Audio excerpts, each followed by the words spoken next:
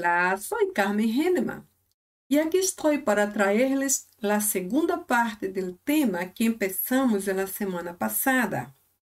Recuerda que empezamos hablando sobre el nombre de Dios, pero por causa de la gran cantidad de informaciones, yo tuve que dividir el video en dos partes.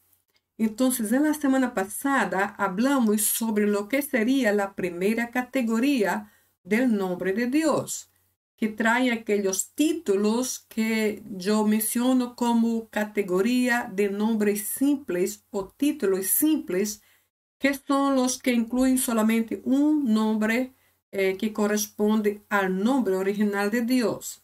Bien, hoy estoy trayendo la segunda categoría, que es la categoría de nombres o títulos compuestos que demandan dos nombres de Dios juntos para dar una definición completa referente a su nombre original.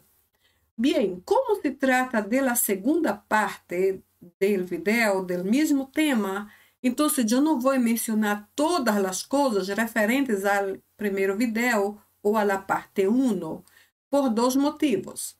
Primero, por causa del tiempo, y segundo, porque me gustaría que tú mismo vayas a la primera parte y lo asistas totalmente, lo mires y lo estudies, porque haciéndolo así, estarás listo para seguir en secuencia de lo que estaremos hablando ahora en la segunda parte. Entonces, vamos ver de dónde empezamos aquele video de la semana pasada. Empezamos haciendo como uma espécie de ênfase al tema relacionado ao nome de Deus. E eu usei 3 breves perguntas basadas em 3 versículos bíblicos muito enfáticos sobre este aspecto, sobre este tópico. A primeira pergunta, a primeira ênfase que vimos é: ¿sabes qual é o nome mais poderoso que há sobre todo o universo? Y además, el nombre que está sobre todo el nombre y que es el único por el cual todos nosotros podemos ser salvos, el único que cuando mencionado puede inclusive hacer temblar el infierno y hacer correr en retirada todos nuestros enemigos. Bien, cuando nosotros fundamentamos esto en estos aspectos, mi intención aquí es llamar su atención total para la gran eficacia que tiene el nombre de Dios. Y cuando decimos que Él está sobre todo el nombre, esto no es solo una simple descripción, no, esto es verdad, esto es la realidad del nombre de Dios. Entonces vamos a ver desde el comienzo. Después de eso lo que vimos, entramos directamente al tema del primer video o parte 1, que es el nombre Yahweh. Yahweh es nada menos que el poderoso nombre de Dios. Bien, como dije, no voy a explicar muchos detalles, a pesar de que voy a mencionar algunas, digamos, algunas pinceladas, algunos puntos breves de lo que se refiere al parte 1 del video para entonces hacer una mejor conexión con este segundo, pero no voy a explicar todo. Entonces empezamos exactamente aquí en Yahweh, el nombre de Dios. Ahora, expliqué también desde el inicio que hay una diferencia de pronunciación en cuanto al nombre de Dios. Yahweh es la forma como yo pronuncio, pero tú puedes encontrarlo como Jehová, como Jehová, como Yahvé, como Yahvé o como Javé. O sea, existen diferentes formas de pronunciarlo. Son los que nosotros llamamos variantes. Varía de uno a otro y de hecho no hay ningún problema que lo adoptes o que tú adoptes una pronunciación, porque en realidad esto no es un problema desde que no se afecte el original o el nombre original de Dios. Yo creo que adoptar una pronunciación es algo incluso útil porque se adecua más a tu forma de escuchar o como tus oídos están entrenados a recibir el mensaje y cómo interpretarlo, ¿cierto? Yo me gusta mucho esa pronunciación Yahweh porque creo que se acerca mucho al original del nombre de Dios. Y esta es mi única razón. Vimos entonces en el video pasado que Deus tem um solo nome. E ele é conhecido por seu nome próprio. E este nome é Yahweh. Vimos também que Yahweh é representado por el tetragrama hebreu. O tetragrama aqui, eu expliquei na vez passada, que é um término que define duas ideias diferentes. Primeiro é a primeira parte, tetra, que é literalmente 4, e grama, que se refere à letra. E neste caso, de forma geral, temos aqui 4 letras. Lo que combina totalmente com o número de letras que temos em la transliteração. E expliquei que transliteração é escrever como se entende ou escrever como se oye, ou seja, como eu percebo, assim eu anoto. E aqui vimos que a transliteração está representada por letras latinas, por letras que fazem parte de nosso idioma e que podemos reconhecer bem. Mas o ponto aqui é tetragrama, 4 letras, como é a definição de tetragrama, e que combina totalmente com o número de letras que vimos aqui, que são 4. Además, combina também com o número de letras que vimos no nome original de Deus, porque leyendo de la derecha para la izquierda, la forma correcta de leer el hebreo, leemos a Yod, He, Vav em He. São as 4 letras correspondentes a seu poderoso nome. E eu sempre digo que essas 4 consonantes são as mais responsáveis do alfabeto, porque são responsáveis por representar o nome de Deus. Vimos também que o nome Yahweh é traduzido ao espanhol como Senhor.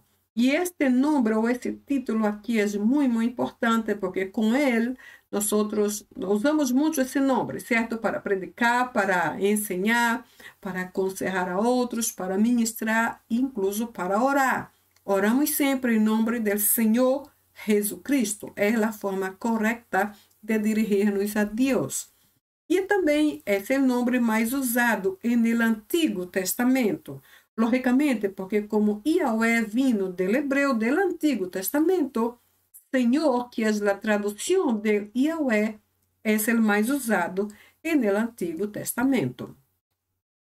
Vimos também no vídeo passado que há uma questão de por que o nome original de Deus é escrito com solo 4 consonantes. Então, vimos aqui que há 2 possíveis respostas. Me gusta muito a primeira.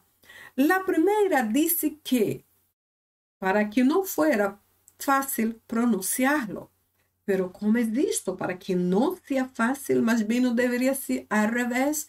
Bem, aqui há uma questão de que Deus não aprova que mencionemos seu nome em vano. E por isso, a cultura judaica decidiu ajudar-nos a não pronunciar o nome de Deus de forma tão ofensiva em vano, assim que criou um estilo ou uma definição que dificulte, vamos dizer assim, a pronunciação do nome de Deus. Tanto que hasta hoje é possível que nadie sepa a real pronunciação de seu nome, porque solamente 4 consonantes, não é fácil ler sem vocales. Então, a primeira razão é torná-lo difícil pronunciá-lo, porque em Êxodo 20 e também em Deuteronômio 5 vemos que Deus nos dá uma ordem dizendo: não tomarás o nome do Senhor tu Deus em vano, porque o Senhor não tendrá por inocente aquele que toma seu nome em vano. Ou seja, difícil de pronunciá-lo para que não lo tomemos em vano. E isto nos pouparia, nos livraria de muitos problemas, especialmente porque Deus não vendrá, não mirará com inocência os que tomam seu nome em vano. Nesse texto aqui, nesse mandamento, vemos que há 2 coisas diferentes. Primeiro é que não devemos tomá-lo em vano E isso se constitui uma ordem, certo? Esta ordem, quando desobedecida, já traz sua consequência. Ou seja, Deus não mirará como um inocente aquele que toma seu nome em vano. E, logicamente, que se ele não nos mira como inocentes, então isso indica que algumas consequências vendrão por causa de nossa desobediência. E por que este ponto? Por que este mandamento? Porque há pessoas que mencionam o nome de Deus como se fora qualquer coisa. Mencionam hasta em forma de chiste, mencionam como burla, mencionam de forma sem nenhum respeito e nada de reverência. Hermanos, isso não é bem assim, porque o nome de Deus é literalmente sobre todo o nome. E isto não é só uma palavra, isto é a realidade. Não há nome mais perfeito, mais santo, mais justo, mais pleno, mais excelente do que o nome poderoso de nosso Deus. Por isso, não pode ser tomado em vano. E isso está claro através desta palavra. Vemos também que a segunda razão pode ser diferenciar do nome de Baal. Baal era um deus da antiguidade, conhecido entre os cananeus, adorado, venerado, seguido, obedecido. Bueno, não é nosso problema ahorita, porque não é nosso Deus e nunca vai ser.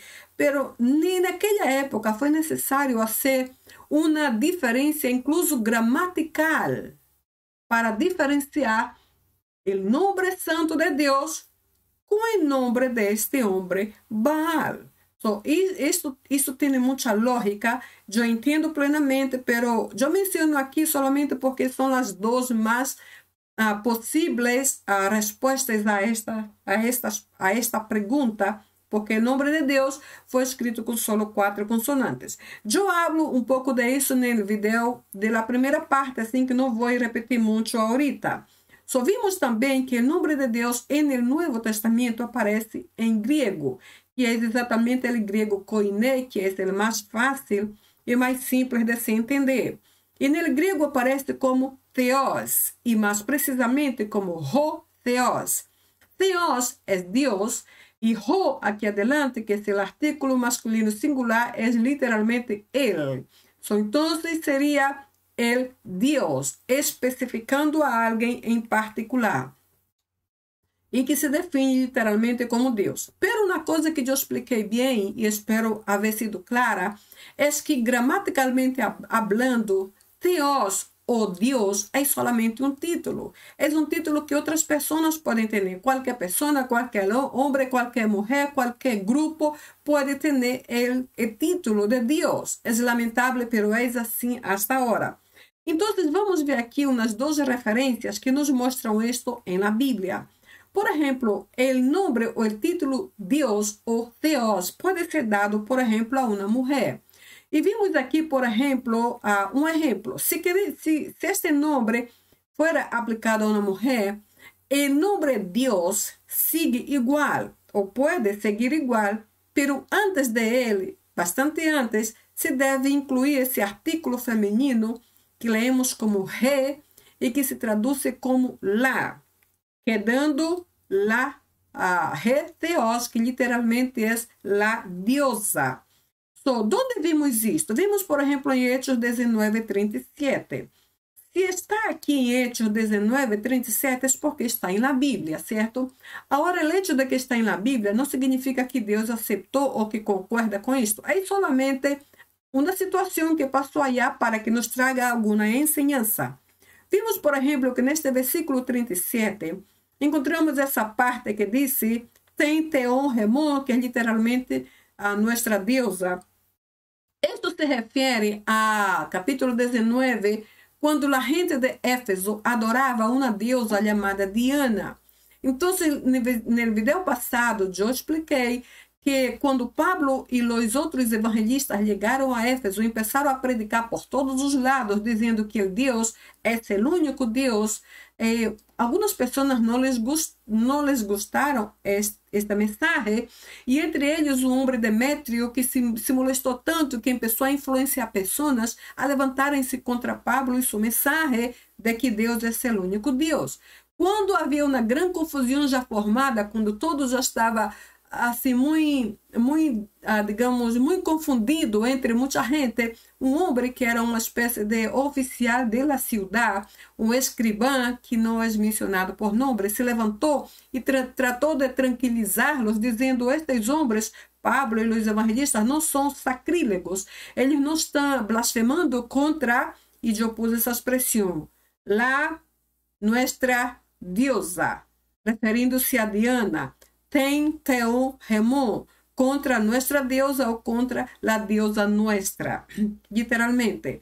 Agora, tu podes ver aqui que a palavra teon, eu expliquei também, soia, termina com nu ou ni em grego, que representa ou reemplaça a letra N em espanhol. Por que está diferente teon e teos? Talvez tu perguntes, só para dizer que em grego usamos o caso acusativo quando queremos indicar especificamente a uma pessoa. E neste caso, tem, teon, remo, todas as três palavras terminam com ni, reemplaçando o nu, e que não é exatamente como que tu vês aqui arriba, porque está em caso acusativo, indicando, apontando especificamente a Diana, que era a deusa de los Efésios. Pero a palavra teon, não importa como termine, é a mesma palavra que está aqui arriba e que significa Deus. Bem, vimos também no versículo 27 que essa mesma deusa Diana é mencionada aí, pero agora com uma qualidade muito grande antes do nome Deus. Vimos aqui que a palavra é megales, que é grande, e vimos que Theos agora está em feminino, Theas, que é literalmente deusa. Assim que literalmente é tes megales Theas, que é la grande diosa. So, los dois versículos, tanto em versículo 27 como 37 do mesmo livro e capítulo de Hechos, mencionam que o nome ou o título Deus pode ser dado, por exemplo, a uma mulher. Lo que não é correto, right? Certo? Nem Deus e nem nós concordamos com isso. Vemos também que 1 Coríntios 8:5, este mesmo título, Deus, pode ser dado incluso a um grupo de pessoas. Já vimos também isso na primeira parte, mas estou repetindo só para refrescar um pouco tu memória, para que podas seguir bem concentrado na sequência através deste segundo vídeo. Vimos então que 1 Coríntios 8:5 disse, porque aunque também há alguns que se chamam deuses, e vê aqui deuses está em plural, certo? Já sea en el cielo o en la tierra, como hay muchos dioses, otra vez, y hay muchos señores, sea plural. Vimos entonces que el texto en griego dice, kaiga, eisin, legomenoi, teoi, eite en urano eite, epiges, hosper estin, teoi, poloi, kai, kyrioi, poloi. So, não vou explicar todo o versículo, mas vou tratar de ler 2 ou 3 palavras mais importantes, só para associá-los com o versículo que está aqui em espanhol. Dice, isso aqui pode ser eu também, e porque, aí bem, em caso de que, indica a possibilidade, e sim, o verbo ser ou estar, sean legomenoi chamados teoi deuses. So, a primeira parte, que é a primeira vez que aparece deuses, é na primeira parte do versículo, aqui como em espanhol, antes dessa coma. Certo? São chamados deuses, ou se chamem deuses. Aqui em grego diz, em caso de que sejam chamados, ou que se chamem a si mesmos deuses, tanto en el cielo, eite en Urano, eite teges, ou sobre a terra, como hosper. Isto aqui é uma comparação que dizem, assim como, e sim, outra vez o verbo ser ou estar, sean. E de aí, depois deste sea, outra vez regressa para legomenai, são chamados, ou muitos, são chamados theoi, em plural novamente, e, ok, poloi, muitos, e sim sean legomenoi chamados kyrioi, senhores. So, eu mencionei isso só para refrescar um pouquinho da vez passada, do primeiro vídeo, E mencionar a ustedes que eu menciono aqui em 1 Coríntios 8:5 que o título Theos ou Deus também pode ser dado a um grupo de pessoas. Em espanhol, vimos aqui dioses em plural na primeira parte e também na segunda parte dioses. A mesma coisa em grego, primeira parte theoi e na segunda parte theoi. Incluso em espanhol, a última palavra senhores e aqui em grego, quase al final, senhores, que é Kyrios. Em outras palavras, o título Theos pode ser dado a uma mulher e também a um grupo de pessoas, porque é solamente um título. Então, a pergunta que hice na primeira parte do vídeo, qual é a diferença entre usar Theos para uma pessoa, para uma mulher, para um grupo de pessoas e para Deus? Qual é a diferença entre toda esta gente e Deus? E a diferença é exatamente este artículo masculino ho, que tu vês bem aqui adelante na parte inicial. Ho é literalmente ele e Deus é Deus, certo? Quando nós encontramos este ho antes de Theos, entendemos que se trata do único e verdadeiro Deus, como vimos aqui. Ho antes de Theos, então leemos ho Theos. E isso encontramos em 1 Tessalonicenses, primeira carta a los Tessalonicenses 5:23, que diz aqui solamente a parte que inclui este ho Theos teis eirenes. Este versículo é aquele que está aqui em 1 Tessalonicenses 5:23 e que diz: e o Deus da paz vos santifique em todo, e todo vosso ser, espírito, alma e corpo sejam conservados ou encontrados íntegros ou santos na presença da venida de Cristo, ou quando Jesucristo volver, depende da tradução que se use ou da versão que se use neste momento.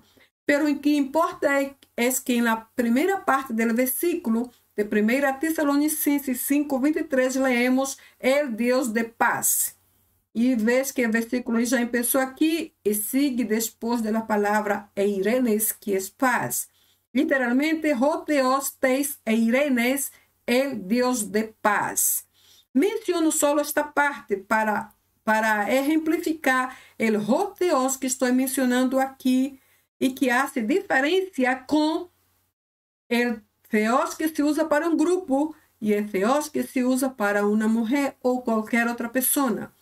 Esta é a diferença. E para mim, particularmente, este ho que está delante de Theos e que tu vês aqui arriba, não é só uma questão gramatical, é também uma questão de reverência. Ou seja, quando encontramos Deus ou Theos, precedido desse artículo masculino singular ho, que se traduz como ele, é também uma questão de reverência, porque está apontando ao único e verdadeiro Deus. Vemos também que em João 1:1 leemos aquele texto muito famoso que diz: no princípio era o verbo, e o verbo estava com Deus, e o verbo era Deus. Muita gente que não sabe exatamente como interpretar corretamente a palavra do Senhor disse que este versículo está falando usando como artículos indefinidos, dizendo no princípio era um verbo, e o verbo estava com Deus, e o verbo era um Deus. E não é assim, não é indefinido, porque aí vimos que o Deus de quem se habla está bem específico e bem claro. Todo o texto apunta ao Deus verdadeiro, criador de todo o universo.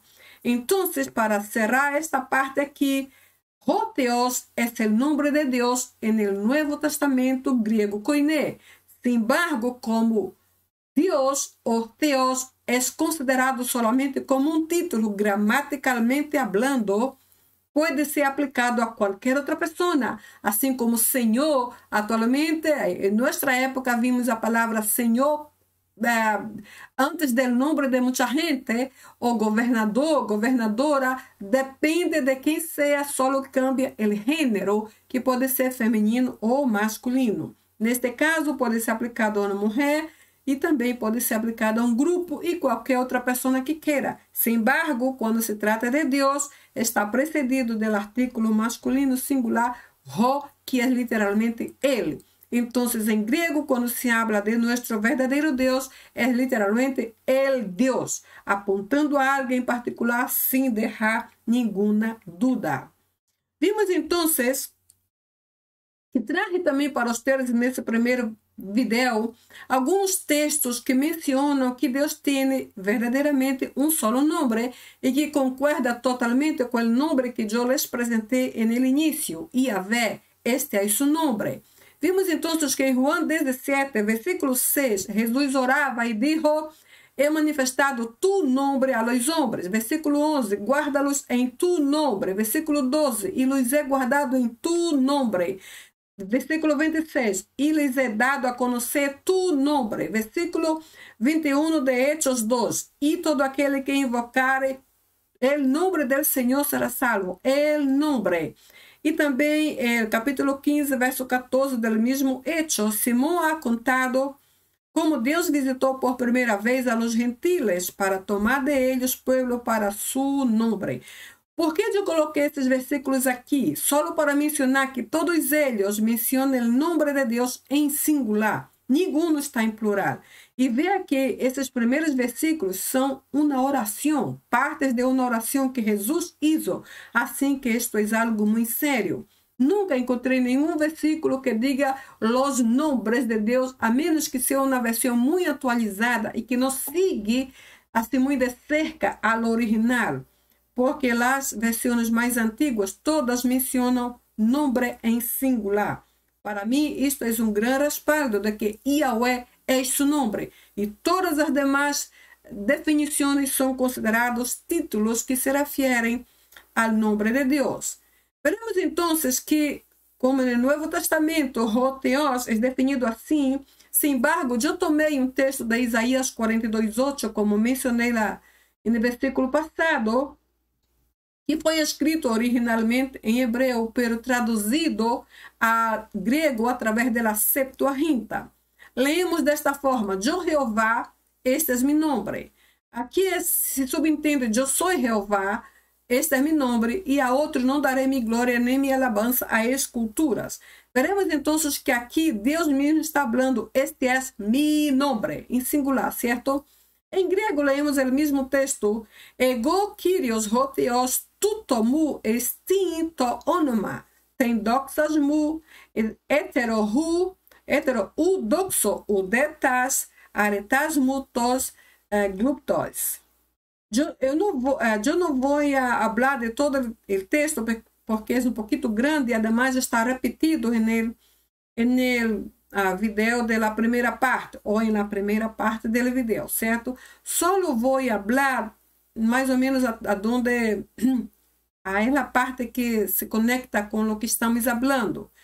Só o que habla de seu nome propriamente dicho. Ego aqui tu já sabe que este é o pronome enfático, certo? Ego, eu mesmo e não outro, é mais ou menos assim. Sou o Senhor, Kyrios. O Teos, el Deus. O el Deus que é o Senhor. Agora, esta parte que está marcada é a que realmente se conecta com o que quero enfatizar. Tuto mu extinto onoma. Tuto é um pronome demonstrativo este. Mu é mi.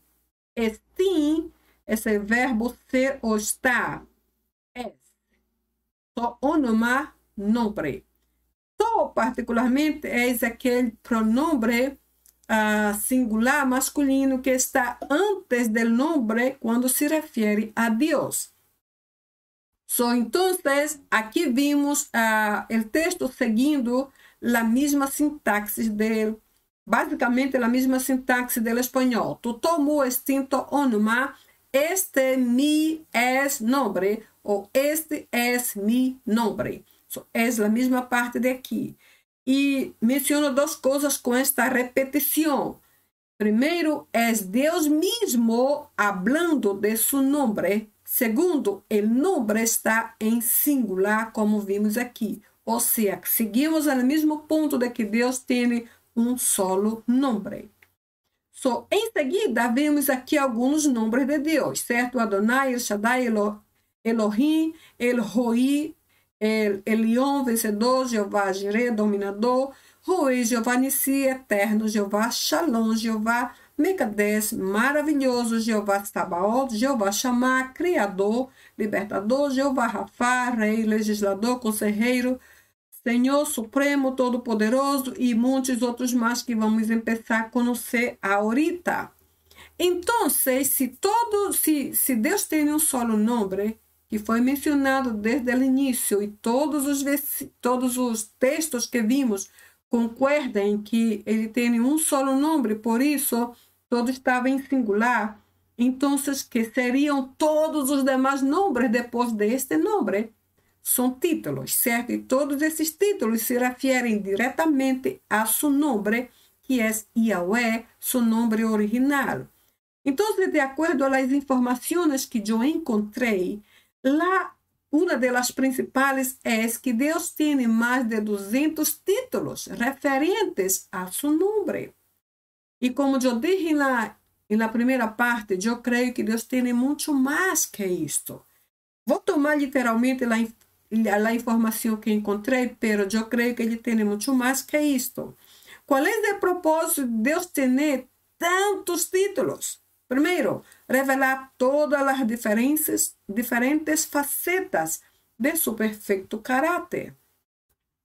Que facetas? Podemos encontrá-lo como Deus sanador, Deus provedor, nossa cobertura, nosso advogado, nosso Padre, nosso amigo, o pão de vida, a luz do mundo. Enfim, uma infinidade de títulos, todos referentes a Ele, porque cada um desses títulos revela um aspecto diferente de seu caráter, inspirando-nos assim a confiança de que podemos acercar-nos a Ele, independentemente de qual seja nossa luta, nossa provação, nossa tribulação, o nível de nossa culpabilidade ou de nossa necessidade. E de hecho, hermanos, ninguno de nosotros tem realmente uma real excusa para dizer não puedo mais, ou não logro chegar aí, não entendo, não lograrei, não poderei, isto não é para mim. Coisas assim não devem ser parte de nossa vida e tampouco de nossa mentalidade, porque o Deus a quem servimos se manifesta a si mesmo em todos esses diferentes aspectos, só para dizer, escúchame, todo o que hace parte de tu vida já está bajo mi poderio. Eu estou aqui, o grande Senhor, e todo o que eres tu está bem aqui abaixo. Ou seja, eu sou superior a tuas situações. Não temos excusa de dizer sou um fracassado, sou um derrotado ou nunca vou lograr. Não há excusa, porque se colocamos nossos olhos neste Senhor Todo-Poderoso, sim, lo lograremos. Ademais que somos mais que vencedores em Cristo Jesus. Ademais de revelar todas as diferentes facetas de seu caráter, também Deus tem o propósito de revelar todos os seus distintos propósitos para com a humanidade. Porque nós sabemos que Deus ama ao mundo, a ponto de que Jesus morreu e pagou o mais alto preço que jamais nós poderíamos pagar. Por quê, irmãos? Porque Ele ama este mundo, Ele ama o universo que Ele mesmo hizo. E Ele quer salvar-nos a todos, cueste lo que sea. Então, Ele se manifesta de diferentes formas para chegar a nosso entendimento, a nosso coração, a nossa vida. Não há excusa, outra vez repito, de não vencer nossas batalhas, de não querer prosseguir, porque Deus nos alcança abaixo todos esses propósitos que vemos aqui. Vemos então que o nome de Deus eu dividi em duas categorias a vez passada. Primeiro, são os nomes que chamo de nomes simples, que a partir de agora vamos chamar de títulos simples, que são aqueles formados por um solo nome, certo? Ou um solo título. Estes foram os que vimos na primeira parte do vídeo. E a segunda categoria, que são os nomes compostos, formados por dos nomes que se completam entre si, dando uma sola definição sobre o nome de Deus.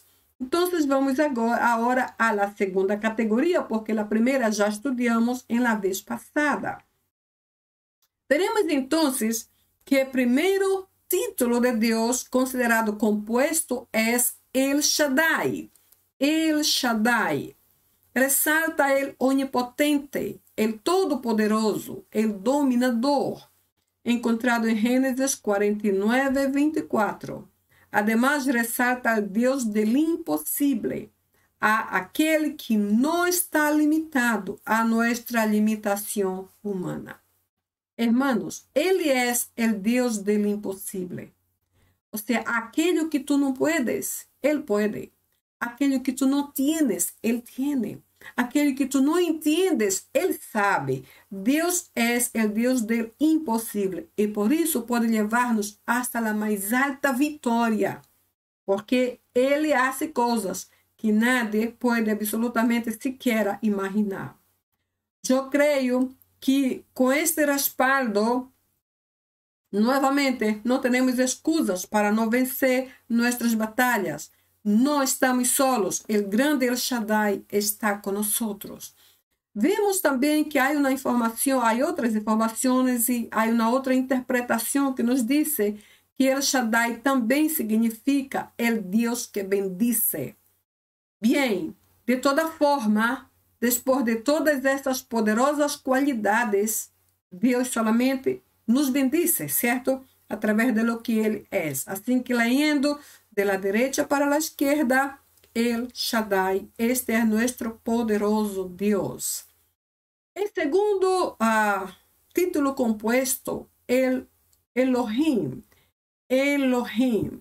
Resalta aquí el supremo, el poderoso, cuyo gran poder se refleja en la creación.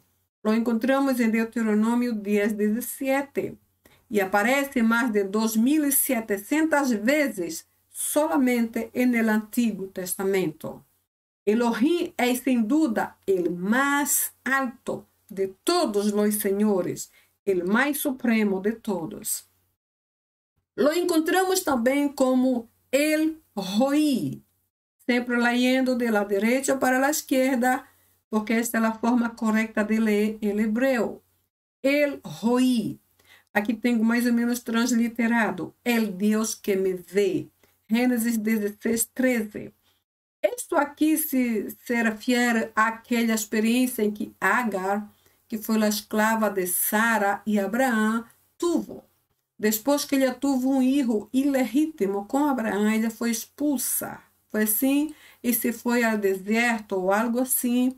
E quando estava esperando a morte, em outras palavras, ela orou ao Senhor e disse isto: Tu eres el Deus que me vê. Hermanos, esta palavra aqui é muito personal, é muito verdadeira, muito cerca de nós, porque não há nenhuma dúvida de que Deus nos vê quando estamos bem e também quando estamos mal, quando temos todo ou quando nos falta algo, quando somos bem cristianos, bem santificados, oramos muito, mas quando somos mais allá de la carne, quando estamos muito fora de los controles, quando estamos muito assim despegados ou desconectados de todo, Ele sigue sendo o Deus que nos vê. E Ele não só nos vê com os olhos, não. Ele nos vê também com a ação operando em nosso favor. Ele nos vê com o Espírito. Ele nos vê sentindo o que sentimos nós outros. Ele nos vê levantando nossas cargas de sobre nós outros. Ele nos vê traindo-nos paz quando estamos em pleno tormento. Deus é o Deus que verdadeiramente nos vê. Aqui temos um grande respaldo para pensar, para crer que aunque estemos em tinieblas, aunque seamos invisíveis para todos os demais, aunque estemos em pleno anonimato, Deus sempre nos vê. E aqui está nossa vitória. Vemos também que o seguinte título aqui é El Olam, Dios eterno, literalmente. em Gênesis 21, 33. Este é o único perpétuo. Aí eu repito algumas expressões, por sempre, por los siglos de los siglos, por toda a eternidade, de geração em geração, etc, etc. Ou seja, ele é o único que nunca foi criado e jamais terá fim. Assim que encontramos ao Deus Olã a tempo e também em fora de tempo. Sempre está allá a la disposição de nós. O seguinte título composto de Deus que encontramos é Jeová Rafá. Jeová Rafá. Transliteramos como Jeová Rafá, certo? El Senhor que sana. O Senhor nosso sanador. Em Êxodo 15, 26. Vemos aqui seu poder de sanidade é referente a todas as enfermidades que podamos ter. Por exemplo, as enfermidades físicas, a espiritual, a emocional, psicológica, social e outras. Nós temos uma tendência de pensar que Deus só nos sana de enfermidades físicas, só nosso corpo, dolores, inflamações, alergias na pele, pero não é só nesses aspectos. O Senhor também nos sana de nossas lutas, de nosso desânimo espiritual, de nosso abatimento. Ele também nos sana da incredulidade. O Senhor também entra em nosso aspecto espiritual e restaura nossa paz. Mas também ele trabalha com o aspecto emocional. Ele remove a tristeza e cambia por alegria. Ele remove esse desconsuelo e nos traz satisfação. O Senhor nos sana também o aspecto emocional, removendo nossa debilidade, transformando-la em fortaleza. Ele também trata com nosso aspecto psicológico. Ele nos trata de los traumas, de los complejos de inferioridade e também de superioridade. O Senhor nos sana nossa autoestima. Aquela autoestima que nos hace huir, que nos hace querer esconder-nos, que nos hace ser como covardes. Esta autoestima tão abatida, tão decaída, que não nos deixa abrir a boca para proclamar o Evangelho, porque pensamos que nada vai dar importância. Traumas do passado, às vezes, ou do presente, afetam nossa área psicológica. Há pessoas que se veem muito feias, muito ignorantes, muito tontas, muito nada. O Senhor sara esta área de nossa vida, porque Ele nos hizo e Ele sabe como arreglar nossos problemas. Ele também sana nossa vida social, nossa relação com nossa família, com os amigos, com a igreja, no trabalho. O Senhor, o desejo de Deus é que tenhamos áreas saludáveis, assim que Ele está muito interessado em cada área de nossas vidas, porque Ele é el Jeová Rafá, ou Jeová Rafá, certo? Que nos sana de todo tipo de enfermidade. E eu creio também, irmãos, que Jesus provou isso quando personalmente morreu ali na cruz. Quando ele morreu, ele definitivamente pagou todo o preço por todo tipo de enfermidade que nadie poderia ser por nós. Vimos também aqui el Jeová Nissi, transliterado como Jeová Nissi, el Senhor es mi bandeira. E Êxodo 17, 15. Ele é quem levanta sua bandeira de vitória em nosso favor. E isto, irmãos, é verdadeiramente algo mais que tremendo. Quem pode levantar sua bandeira de vitória em nosso favor, a não ser nosso Deus? Eu creio que assim como Moisés, que venceu a batalha contra os amalecitas em Refidim, todos nós temos um inimigo a vencer, certo? Às vezes, nosso inimigo é nossa própria carne. Às vezes é o mundo e suas tentações, pero de uma ou de outra vez, de uma ou de outra forma, sempre temos uma batalha. E às vezes nossa luta é somente espiritual. Agora entendemos que nossa luta espiritual começa quando nós nos involucramos com a batalha da luz contra as tinieblas, contra a perversão, contra a santidade. ou somente quando nos decidimos servir a Deus com reverência máxima, com total entrega, como é nosso caso. O caso é que de uma ou de outra forma, ele, Jeová em si, é quem levanta sua bandeira hasta que nós ganemos a vitória. Só temos que confiar nele e deixar todo em suas mãos. Se lo hacemos, veremos o grande resultado vindo diretamente de nosso Deus. O seguinte título composto que temos aqui é Jehová Kadash. Também já escutei a pronunciação de Jehová Mekadesh. Eu penso que o mais aproximado ao original é Kadash. Jehová Kadash. Traduzindo, é o Senhor que santifica. Em Levítico 20, versículo 8. Fomos redimidos, separados e santificados por nosso Jehová Kadash.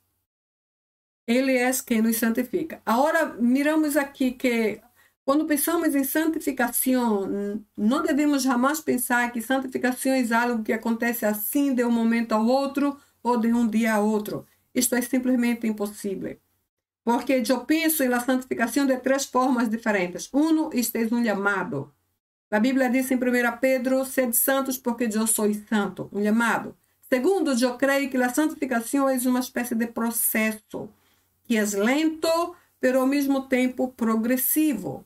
Ou seja, vai sucedendo dia a dia através dos anos de nossa vida hasta a venida de Cristo. E a terceira coisa é um estilo de vida. E é o estilo de vida de Deus. Deus vive em plena santidade e nos chama a viver no mesmo nível de santidade que Ele. Veremos então que a partir de aqui, o próximo que temos é Jehová Shalom. O Senhor é nossa paz. Ou o Senhor é paz. Em Juízes 6, 24. É o nome do altar que Gideon edificou em Ofra, recordando a mensagem de Deus sobre que a paz estaria sobre ele para sempre. É interessante ver isto aqui porque, primeiro, não há situação em nossa vida em la qual Deus não nos dê sua paz. Não há a resposta que Ele nos dê que não seja acompanhada com sua paz. Sua paz é como um árbitro que guarda nosso coração permanentemente, como sua própria palavra menciona. Agora vamos ver. Aqui vemos que Gideon edificou em Ofra um altar, recordando que a paz de Deus sempre estaria com ele. Tomando este comentário da experiência de Gideon, perguntamos sobre que classe de montanha, sobre que classe de edifício, sobre que classe de situação tu hoje necessitas declarar a paz de Deus. Sobre que classe de situação? Por outro lado, ele declarou que a paz de Deus sempre estaria sobre ele. Esta é nossa realidade hoje. Não importa de onde vayamos. Se Deus está conosco, sua paz permanecerá em nossas vidas para sempre, porque o Senhor estará conosco sempre. O próximo título de Deus é Jehová Sidkeno. Jehová Sidkeno. Jehová, nuestra justicia. Jeremias 33:16. Apunta a Deus como el gran juez, sin el cual no habría justicia en el mundo. Ele é o gran juez. E eu recordo que uma vez eu escutei alguém mencionando esta sentença, esta frase, dijo que justificar é tornar um culpado inocente.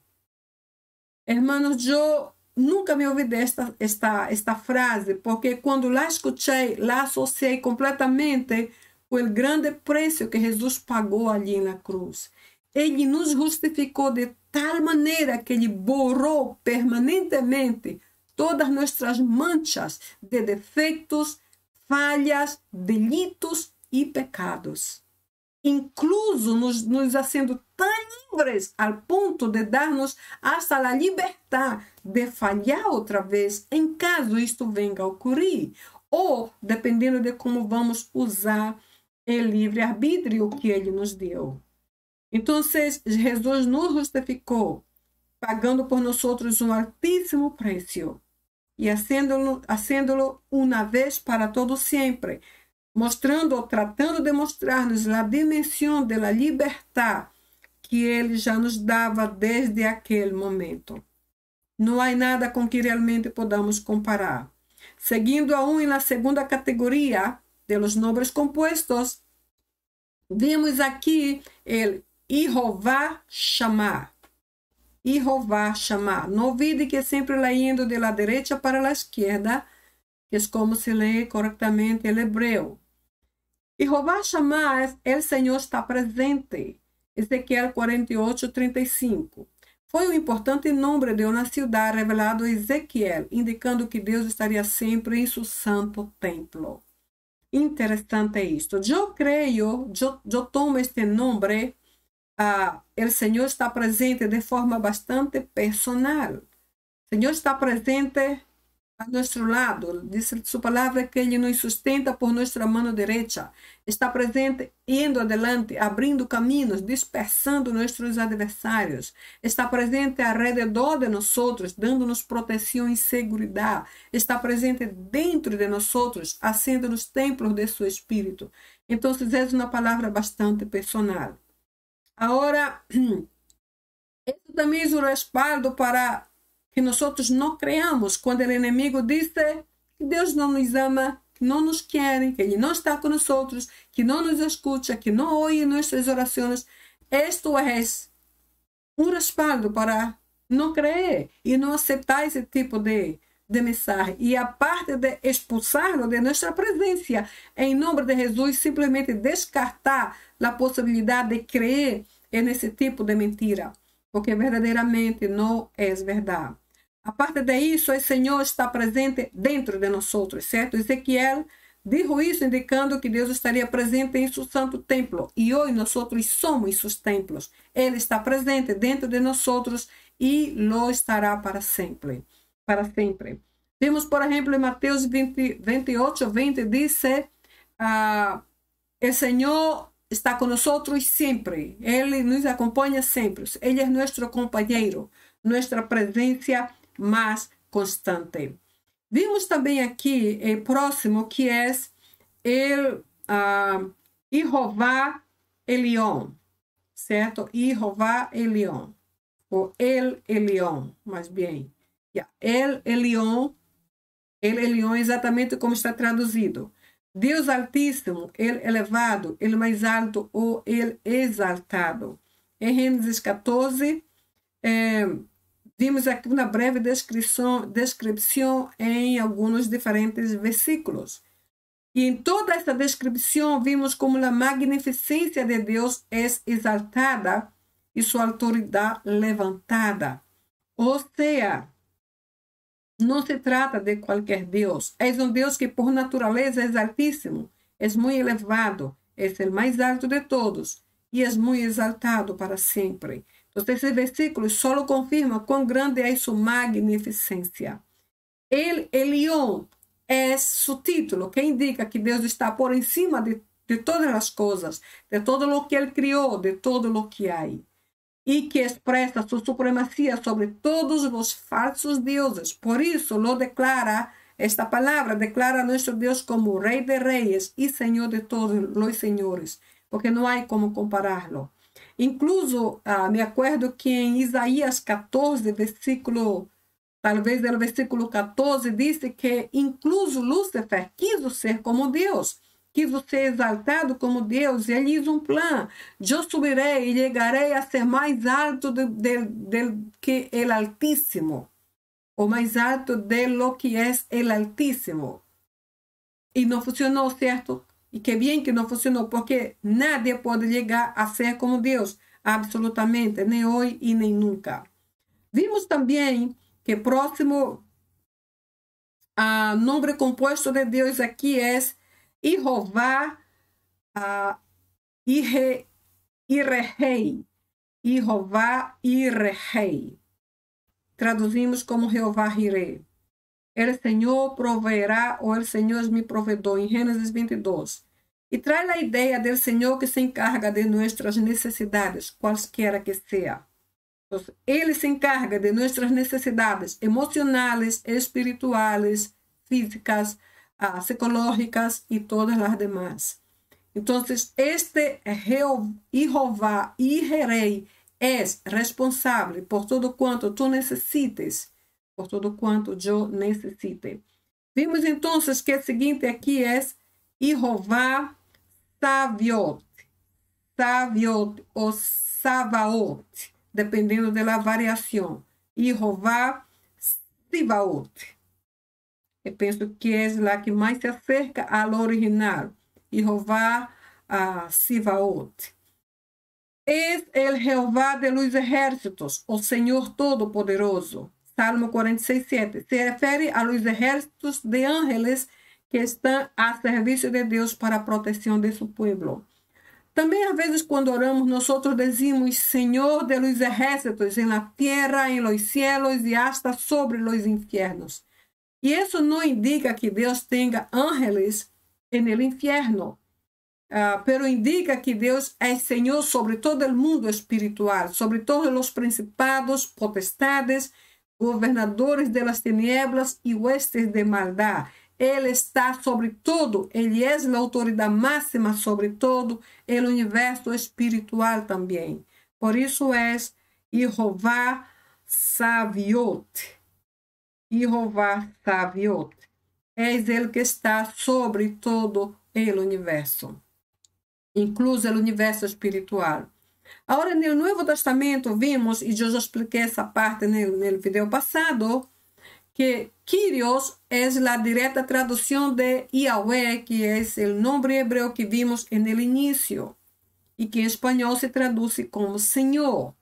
Traduzido da Septuaginta, que é uma antiga tradução grega, uma vez que eu tomei o texto clave de Isaías 42, que está em hebreu do Antigo Testamento. Senhor se repite mais de 700 vezes no Novo Testamento e denota alguém que tem poder máximo, domínio absoluto e autoridade real. Quem mais pode ser a não ser nosso Deus? Denota nobreza e é associado a alguém, solamente a alguém, que é digno de grande honor. Ou seja, não há outra pessoa com quem comparar toda essa altíssima descrição, a não ser com nosso Deus Todo-Poderoso. Por exemplo, Hechos 2:21 diz: e sucederá que todo aquele que invocar o nome do Senhor será salvo. Quem, hermanos, pode chegar a esse nível de só invocar seu nome e os demais serão salvos? Só nosso Deus. Mencionamos aqui também na parte passada, na primeira parte, o versículo de Hechos 2:21. Cai estas paz hos an epicalesetai to onoma Kyrio sotsesetai. Não vamos comentar tudo isto aqui, pero só ressaltar a palavra paz, que indica todos sem exceção, não importa quem venga, todos são bem recebidos. Todos, incluindo o pecador, o transgressor, o delinquente, o enganador, o mentiroso, o perverso, aquele que está falido, aquele que é o mais miserável em si mesmo, em todas as áreas de sua vida, aquele que não tem esperança, que está mais que perdido. Se esta pessoa que está nessa condição, e incluso esta pessoa, clamar por el poder deste nome, to onoma, o resultado será este aqui, sotesetai, será salvo. E este salvo aqui não é salvo assim de uma situação pequenita do momento, não, será salvo para sempre, porque se refere à salvação de Deus. Então, quem tem poder para ser algo tão alto e tão grande como isto? A não ser este Senhor Todo-Poderoso, o Kyrios de Deus, o grande Yahweh, mencionado no Antigo Testamento. Ele é digno verdadeiramente de toda a nossa confiança. Aún no Novo Testamento vimos Emmanuel. Tem a mesma conotação do hebreu bíblico, se traduz como Emmanuel. Dios con nosotros. Mateo 1 e Isaías 7. Él es el Dios personal.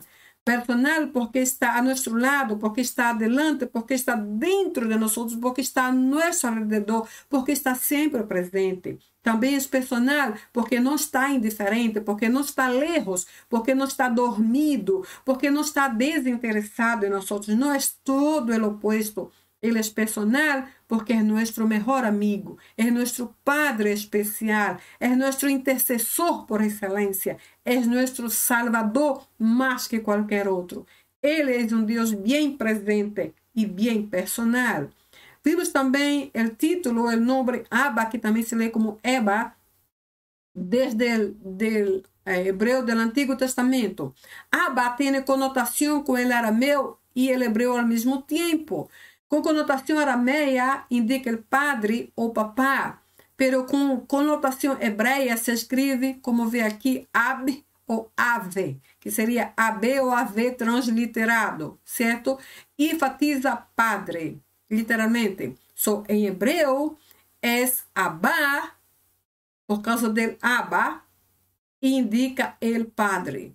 Então, regressando aqui, em hebreu, o término av ou ab enfatiza padre. Sin embargo, em arameu, abba enfatiza el padre. Se você observar, são duas coisas um pouco diferentes. Padre e el padre. Sin embargo, essas duas coisas diferentes se completam. Como indica uma combinação da intimidade da palavra papá ou padre, que vemos bem aqui, vindo do arameu, com a dignidade da palavra padre, do hebreu. Qual é a diferença? A intimidade habla de cercania, de alguém que está muito cerca, de alguém que está ao lado, que está sempre presente. A intimidade é esse tipo de relação que Deus quer ter com nós. E esse tipo de relação que muitos padres têm com seus filhos, estão cerca, muito cerca sempre. Sin embargo, a dignidade, referente ao padre, habla mais da posição, da grande responsabilidade em ser padre. Ou seja, ser padre habla de uma posição alta, certo? E padre, pero el papá habla de aquele que está bajo la autoridade del padre. Ambos se completam, pero sin embargo ambos traem em si algo de diferença. A intimidade del papá com a dignidade del padre. Esses dois conceitos, irmãos, hablam de la paternidade de nosso Deus. E Deus ama quando nós nos adequamos a esses dois términos, a essas duas terminologias referentes à sua paternidade. Eu expliquei um pouco mais disso na primeira parte do vídeo, por isso não vou gastar mais tempo aqui. Vimos também alguns outros títulos de Deus. Exemplo, em João 8:12, vimos que ele é chamado luz del mundo. Ego eimi tofos to cosmo. Ego, eu mesmo e não outro. Recuerdas, certo?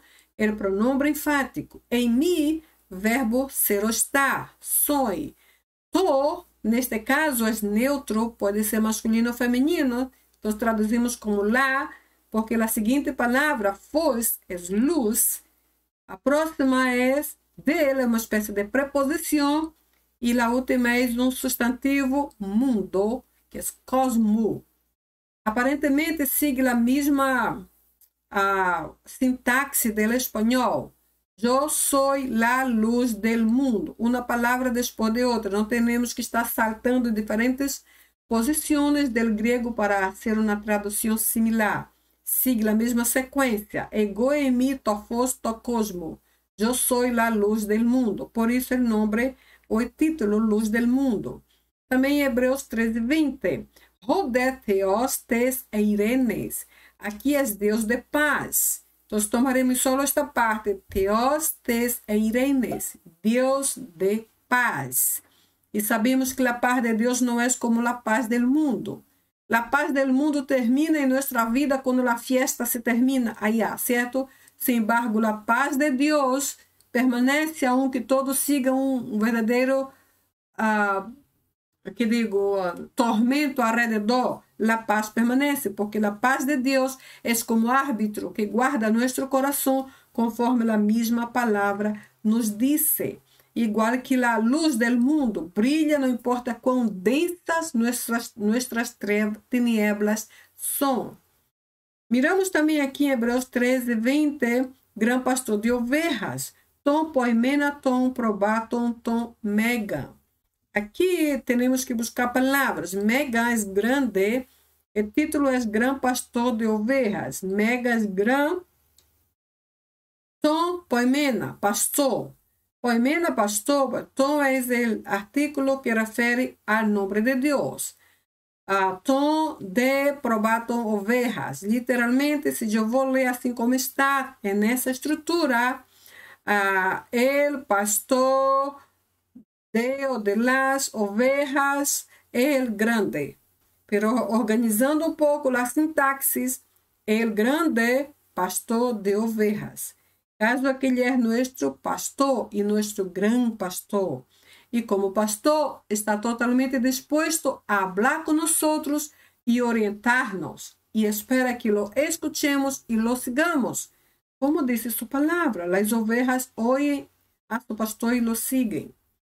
Pan de vida, Juan 6:35. Ego emito artons tes zoes. Ego, novamente, o pronome enfático, eu mesmo e não outro. Em mim, verbo ser está. Soy, arro, el, arto, pan, tes, de, o de lá, zoe, vida.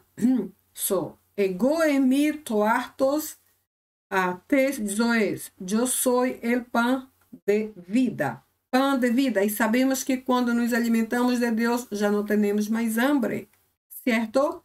Então, eu venho a esta parte final, semejante a la primeira parte do vídeo da semana passada. Depois de conhecer a eficácia do nome de Deus, em todo seu poderio, em toda sua majestade e autoridade, e referente a todas as áreas de nossas vidas, eu me pergunto a mim mesma, em quem estou confiando? Eu. Em quem tu estás confiando? Depois de conhecer a eficácia de seu nome, depois de saber de lo que nosso Deus é capaz, depois de testificar de seu grande interesse por mim, por ti, por nossas vidas, hermanos, em quem estamos confiando? Porque podemos evaluar nossa resposta a partir de los resultados. Há pessoas que caem em depressão e permanecem aí, às vezes, anos. Em quem está confiando? Outras decidem, hasta incluso quitar sua vida. Em quem estão confiando? Outros decidem abandonar sua fé e largar-se outra vez para o mundo, porque sucedeu algo em sua vida, porque não teve aquela resposta, porque aquela porta não se abriu. Em quem estamos confiando? Talvez eu suene assim muito estrita, mas eu penso essas coisas comigo mesma, com relação a mim. Se os resultados são tão negativos em minha vida, então eu necessito perguntar-me em quem eu, Carmen, está confiando hoje. Se eu estou confiando em mim mesma, então o resultado pode não ser bueno. Se estou confiando em alguém mais, pode nem haver nenhum tipo de resultado. Em quem estamos confiando? Porque depois de todos esses atributos de Deus revelados através de seu poderoso nome, Jeová que sana, que supre, que guarda, que acompanha, que salva, que perdona, que escuta, que vê, que está presente, que protege, que abre portas, que dispersa inimigos, que escuta, que, enfim, depois de escutar sobre tantos atributos, por que será que em minha vida há algumas áreas vazias, algumas perguntas sem respostas, alguns aspectos que, incluso, nem parece que prosperaram muito, não cresceram, não sanaram? Em quem será que estou confiando? Quisiera que tomáramos esta pergunta apenas de forma personal, se possível, e te perguntaras a ti mesmo. Nuestro Deus é o mais poderoso de todos e nós somos imensamente privilegiados por servi-lo. Estou eu confiando 100% en el Deus em quem confio? Em quem estamos confiando, hermanos?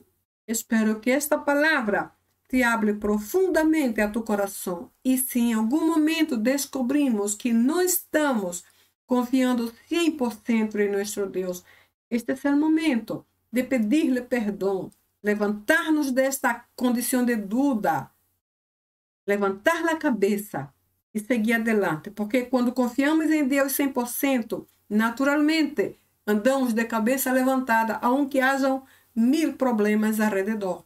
Não perdemos a fé, não desanimamos, não retrocedemos o caminho, não abandonamos nossa confiança nele. Nada disto ocorre, porque nossos olhos estão puestos em Ele, e isto basta. Se nós confiamos em nosso Deus, Ele se agradará tanto desta atitude, que passará adelante e hará o que nós nem sequer imaginamos. Que Deus nos ajude a chegar a este nível de confiança. Bem, se tu chegaste hasta aqui comigo, graças por tu companhia. Eu amo esse tempo em que podemos aprender juntos. Se for possível, quisera que tu compartilhes este vídeo com alguém mais. A primeira e a segunda parte, alguém de tua família, tu amigo, alguém de tu trabalho, alguém que necessita conhecer um pouco mais a Deus que servem, ou a Deus de quem tu estás falando, certo? E se queres, déjame tu comentário, tu pergunta, tua adição a isto todo que eu comentei aqui. Bem, então, para mim é uma bendição estar contigo nesse tempo. Eu cresço muito quando tenho que estudar para então compartilhar com vocês. Espero que o Senhor siga falando-nos através desta palavra e de outras mais. Te vejo então no próximo vídeo. Ok? Bye, bye.